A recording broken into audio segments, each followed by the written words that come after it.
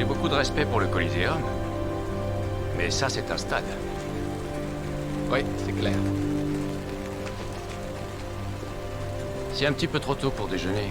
Ok. Je vais nous faire apporter un café. Denise?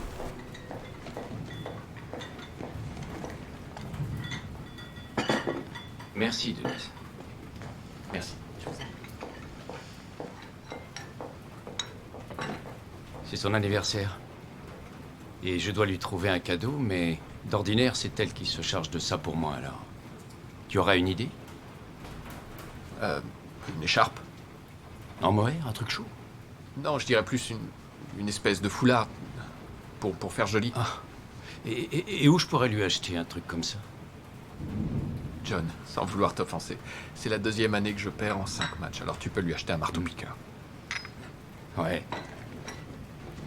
Ouais. Et Steve m'a dit qu'il t'offrait un nouveau contrat. Exact. Alors pourquoi m'avoir répondu? Parce que c'est les Red Sox. Parce que je pense que la science peut offrir un antidote au sortilège des Yankees. Parce que... il paraît que t'as engagé Bill James. Ouais. Tu sais, je me demande encore comment on peut hésiter une seconde à engager un type de cette valeur. Dans le milieu, on le déteste. Le milieu. Le baseball, ils peuvent détester ce qu'ils veulent. Une des choses géniales quand on a beaucoup d'argent, c'est qu'on peut acheter des tas de choses. L'une d'elles est le luxe de pouvoir se foutre de ce que le baseball adore ou déteste, de ce que le baseball croit ou non. Ce serait chouette. Bien. J'ai apprécié que tu m'appelles. Tu as apprécié? Ouais. Pour 41 millions, tu as monté une équipe compétitive. On t'a retiré Damon, Giambi, Isringhausen, Peña, et tu as remporté 2 matchs de plus en leur absence que lorsque vous les aviez. Tu as gagné exactement le même nombre de matchs que les Yankees, mais eux, ils ont dépensé 1 400 000 par victoire.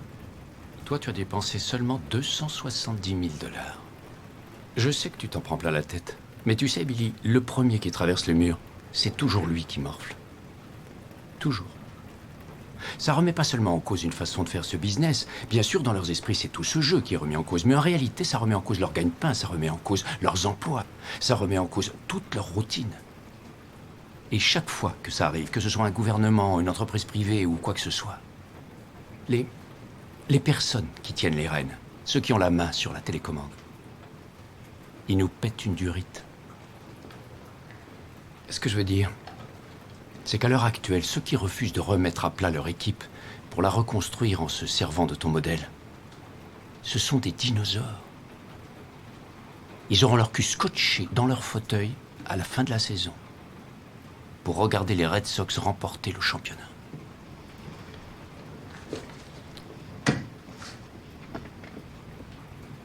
Qu'est-ce que c'est? Je veux que tu sois mon manager général. Voilà ce que je te propose.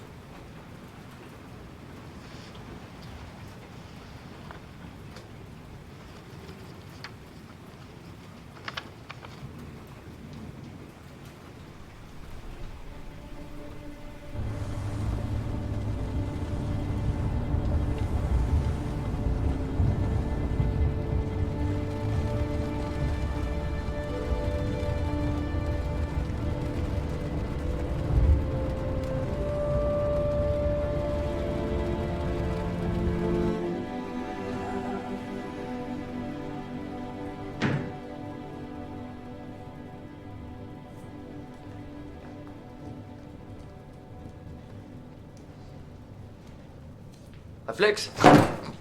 Oh. Tu fais quoi là? Désolé, je sais pas.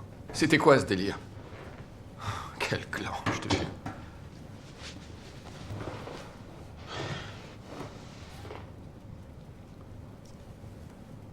Alors, Boston? Impressionnant.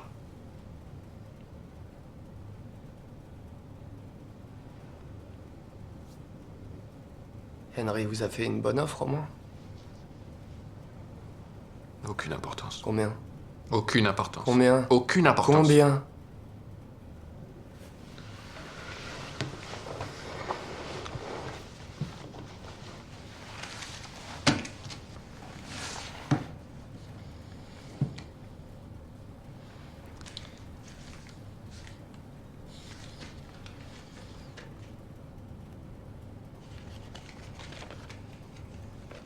Ça fait de vous le manager sportif le mieux payé de tous les temps.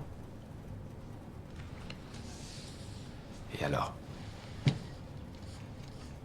Alors quoi? Dans ma vie, j'ai déjà pris une décision entièrement basée sur l'argent.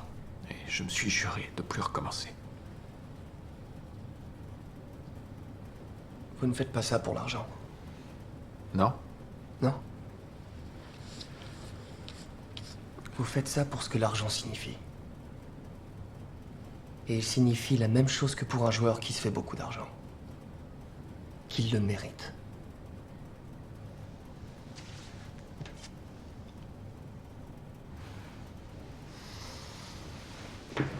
Quelle baraque pourrie.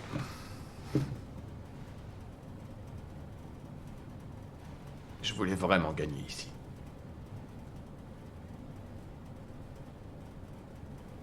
Vraiment, je te jure.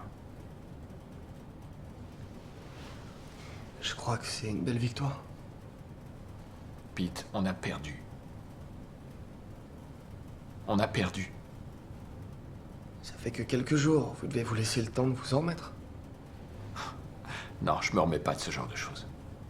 Jamais.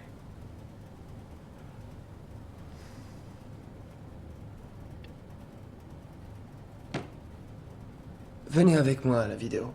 J'ai un truc à vous montrer. Non, Pete, je suis pas chaud pour un film, maintenant. Allez, venez. Sérieux. Allez, Billy, venez.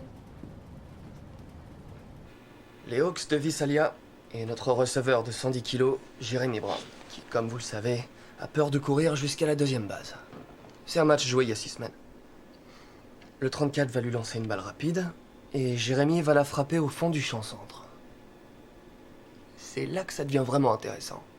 Parce que Jérémy va faire ce qu'il n'a jamais fait. Il va tenter le coup. Il va contourner la première et continuer à courir. Ok. Et là, tout ce que Jérémy redoute le plus, Oh, il se moque de lui. et Jérémy va découvrir pourquoi.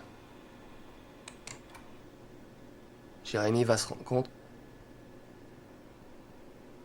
que sa balle est allée 20 mètres au-dessus de la clôture. Il a fait un home run. Et il s'en est même pas rendu compte.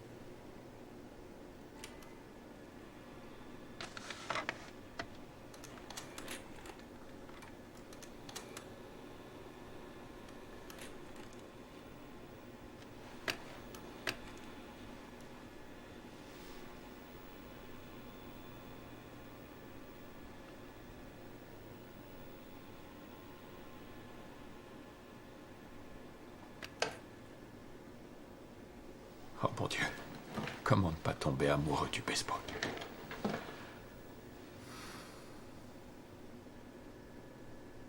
C'est une métaphore. Je sais que c'est une métaphore.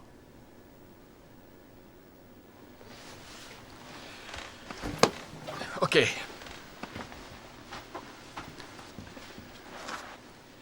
Pete, t'es un bon gars.